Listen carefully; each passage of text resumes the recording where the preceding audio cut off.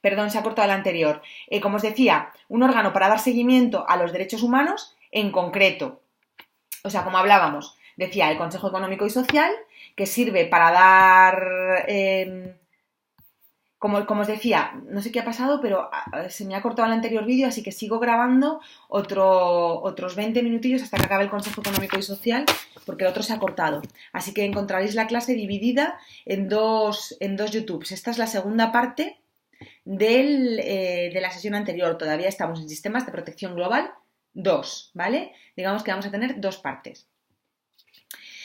Bueno, como os decía, estaba explicando el Consejo Económico y Social, del Consejo Económico y Social estaba explicando la Comisión de Derechos Humanos, y dentro de la Comisión de Derechos Humanos, de la comisión que se creó según el artículo 68 para, por un lado, crear las normas de los derechos humanos y por otro lado, para proteger los derechos humanos, estaba explicando una de las dos resoluciones más importantes en este tema, que es la 1235, que preveía procedimientos generales de focalización de reuniones anuales para debatir situaciones concretas de derechos humanos, procedimientos específicos y procedimientos temáticos.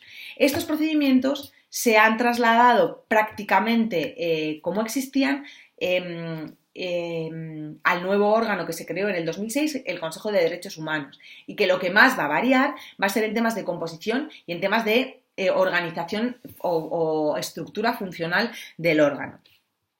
El otro procedimiento de mucha importancia que se revisó, que se vio, fue la resolución, la que se creó fue la resolución 1503. La resolución 1503. A ver, seguimos avanzando.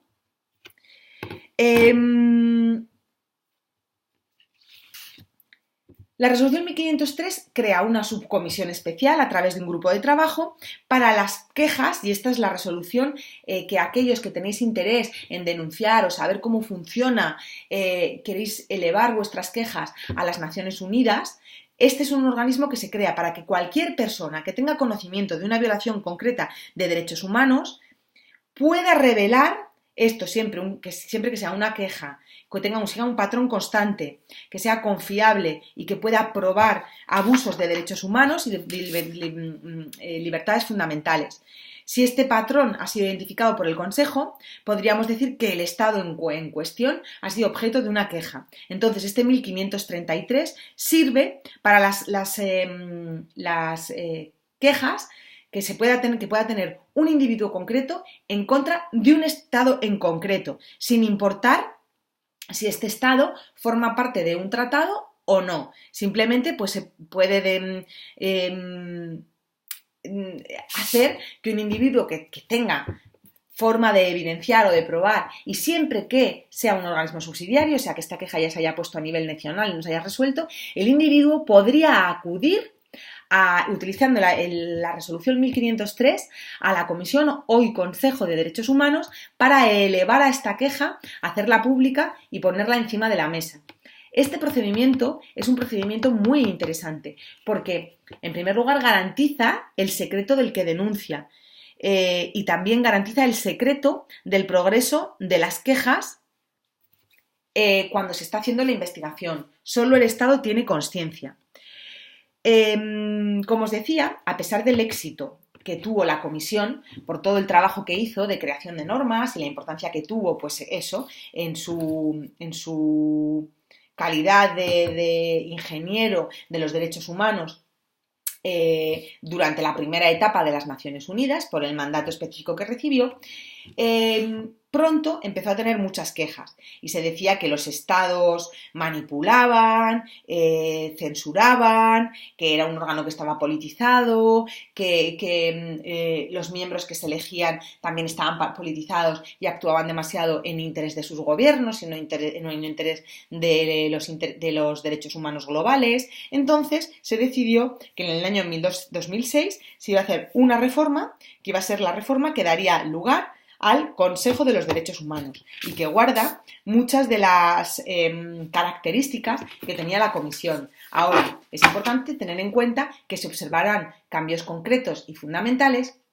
sobre todo en temas de composición y de personalidad y mandato de sus miembros. Decíamos, el Consejo va a ser responsable de promover y proteger los derechos humanos, de promover y de ser el representante de la cooperación internacional de los derechos humanos, de asistir en capacidad a los estados que necesitan tal asistencia para ayudarles a dar cumplimiento a sus obligaciones con respecto a los derechos humanos y, por último, a responder a violaciones específicas. O sea, su mandato va a tener ahora 4 aristas. Su mandato va a ser promover y proteger los derechos humanos, que este es un mandato común a todos los órganos de la Carta. Como parte más específica va a ser coordinar la cooperación internacional en temas de derechos humanos, también asistir en la capacidad de los estados en aquellos compromisos que han adquirido de los derechos humanos y, por último, responder a violaciones concretas y específicas. En esencia, el mandato es muy similar al que tenía la Comisión y tiene unos mismos mecanismos o unos mecanismos muy parecidos, pero que ahora van a recibir otros nombres y que se han popularizado porque se han intentado despolitizar y además es los que estamos asistiendo a día de hoy. Y tenemos además uno nuevo que lleva funcionando 10 años, que es el examen periódico universal. Ese no existía anteriormente y a día de hoy es uno de los mecanismos fundamentales y uno de los mecanismos más populares para revisar el cumplimiento que hacen los estados con respecto a los derechos humanos. Vamos a ver también que en el Consejo, en la Comisión había 53 miembros y ahora se han reducido a 47. Va a haber una distribución geográfica de los miembros, no es como anteriormente, que eran nombrados directamente por el Consejo Económico y Social. Ahora va a haber una distribución geográfica siguiendo la siguiente lógica. 13 miembros van a ser de África, 13 miembros van a ser de Asia, 6 van a ser de los países de Europa del Este, 8 de Latinoamérica y 7 de Europa y los otros países. Las reuniones van a tener lugar cada tres veces al año, mientras que las de la comisión la comisión se reunía anualmente. La elección de los miembros va a ser a través de votación secreta por parte de los miembros de la Asamblea General para cada uno de los miembros del Consejo, pero siempre siguiendo y respetando esta distribución geográfica. Los miembros del Consejo tan solamente pueden serlo 2 veces durante 3 años, es decir, solamente tienen la posibilidad de renovar el mandato una sola vez y se les puede suspender a los miembros en caso de que sus países estén cometiendo graves violaciones en temas de derechos humanos. Por ejemplo, en el año 2008, si no estoy mal, Bielorrusia fue rechazada como miembro del Consejo de los Derechos Humanos del Comité Económico y Social o del Consejo Económico y Social a favor de Bosnia por su incumplimiento a pesar de los toques de atención que se le habían dado, de las vulneraciones de los derechos humanos que estaba cometiendo su gobierno. Por supuesto, este sistema tampoco es perfecto, pero parece que funciona algo mejor que el de la Comisión, el del Consejo, digo. Seguimos avanzando. A día de hoy tenemos órganos que asisten al Consejo de Derechos Humanos en sus tareas, en sus 4 tareas principales de promoción y protección, de coordinación de la cooperación, de asistencia técnica y de implementación de los derechos humanos en el mundo. Uno es el Comité de Asesores. El Comité de Asesores va a ser el responsable de un órgano conformado por expertos en la materia, responsables de elaborar estudios relacionados con derechos humanos concretos. Van a ser miembros independientes y va a estar conformado por 18 miembros.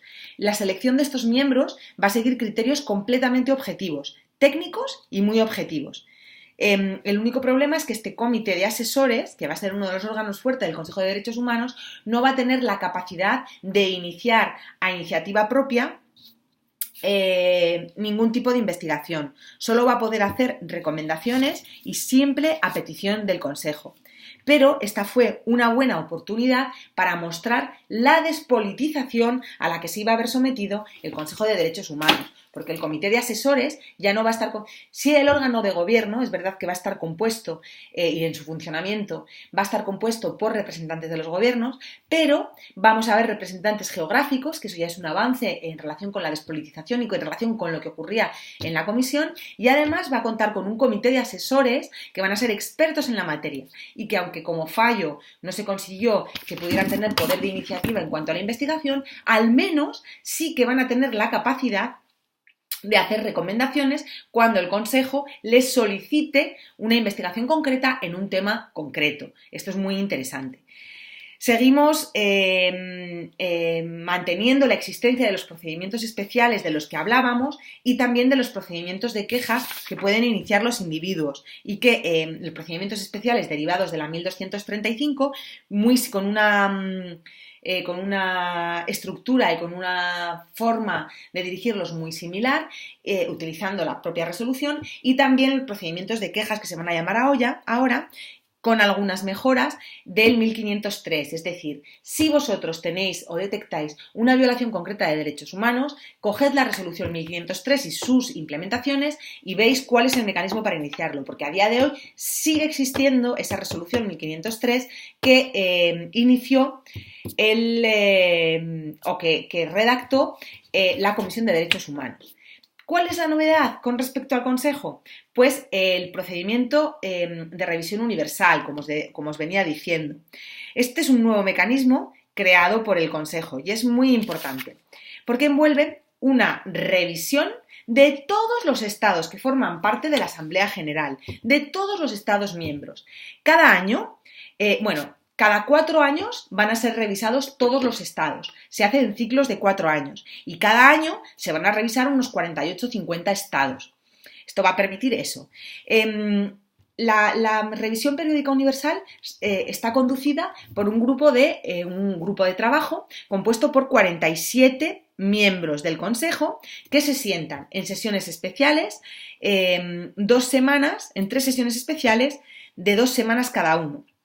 Aquí es muy interesante porque el grupo de trabajo va a exponerle al Estado cuáles han sido sus principales violaciones de derechos humanos en un informe que ha presentado el Estado y el Estado no va a poder intervenir.